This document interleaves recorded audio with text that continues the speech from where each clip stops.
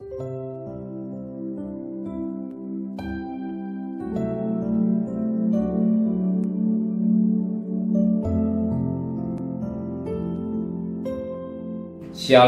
pagi, mari sama-sama pejamkan mata, kita tundukkan kepala, kita masuk dalam hadirat Tuhan.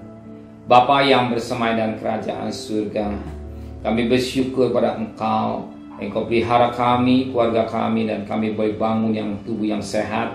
Maka sebelum kami mengadakan outline, kami ada mesbah keluarga, mesbah pribadi, kami boleh naikkan pujian penyembahan, dan kami rindu juga untuk mendengarkan renungan firman-Mu. Sekalipun firman-Mu singkat, tapi firman jadi berkat buat kami. Roh Kudus, lembutkan hati kami. Roh Kudus, urapi kami. Dan kami juga boleh naikkan doa syafaat kepada Tuhan. Haleluya. Amin. Shalom pagi. Mari sama-sama kita akan membuka firman Allah. Efesus pasal yang pertama. Efesus pasal yang pertama ayat yang ke-8 sampai ayat yang ke-14. Efesus pasal pertama ayat 8 sampai ayat 14. Yang dilimpahkannya kepada kita dalam segala hikmat dan pengertian, sebab Ia telah menyatakan rahasia kepada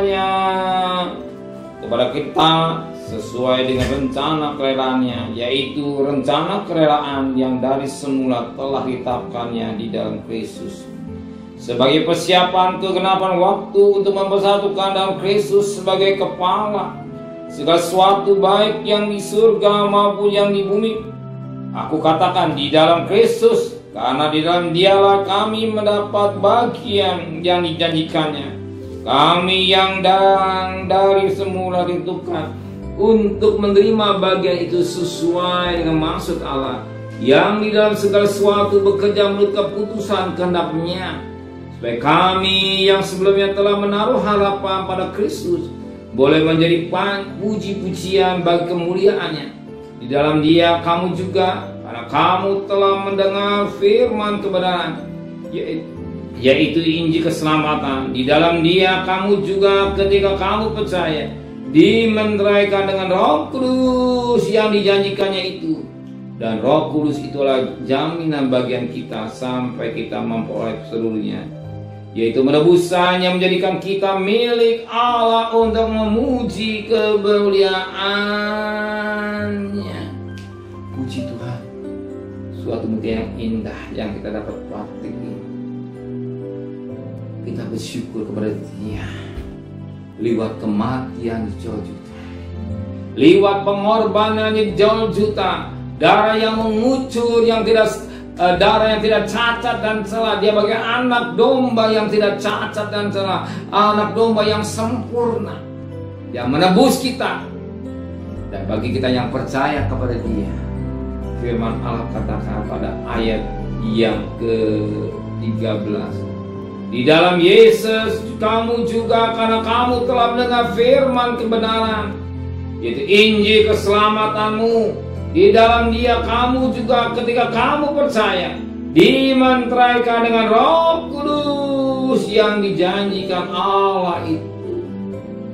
Ketika kita percaya, Roh Kudus memeteraikan dalam hati kita. Karena Roh Kudus memeteraikan dalam hati kita bahwa kita milik Kristus, ada cap, itulah menterai Roh Kudus bahwa kita anak-anak Allah. Kalau jadi menterai kalau Roh Kudus, berarti kita, Roma 8 ayat 14, kita anak Allah, hidup dalam pimpinan Roh Kudus. Kita tidak boleh hidup dalam pimpinan daging atau hawa nafsu, atau dalam hidup yang tidak sesuai dengan kehendak Tuhan. Tapi mau tidak mau, kita sebagai anak Allah yang sudah dimeteraikan dan percaya menerima Dia sebagai juru selamat, kita mau dipimpin oleh Roh Kudus sebagaimana Roma 8 ayat 14, anak Allah hidup dalam pimpinan. Karena kita sudah dimeteraikan. Kalau kita belum dimeteraikan, kita bebas. Kita bukan milik Kristus, tapi milik yang masih pertanyaan. Maka kalau saudara dibenteraikan oleh Roh Kudus menjadi miliknya, karena ketika kita percaya, ya kita juga harus hidup dalam pimpinan Roh Kudus. Amin. Kalau saudara tidak mau hidup dalam pimpinan Roh Kudus, pagi hari kalau tidak, saudara tidak akan datang pada mesbah keluarga.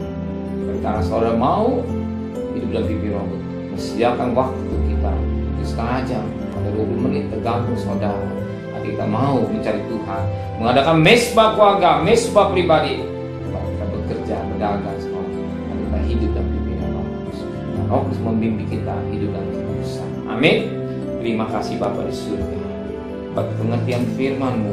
Biar kami sebagai anak-anak Allah yang sudah percaya, kami diterima dimenteraikan oleh Roh Kudus, hidup kami semua dalam pimpinan Roh Kudus. Sertai perjalanan kami, kerja, berdagang, sekolah, kuliah, pergi dengan selamat, pulang dengan selamat.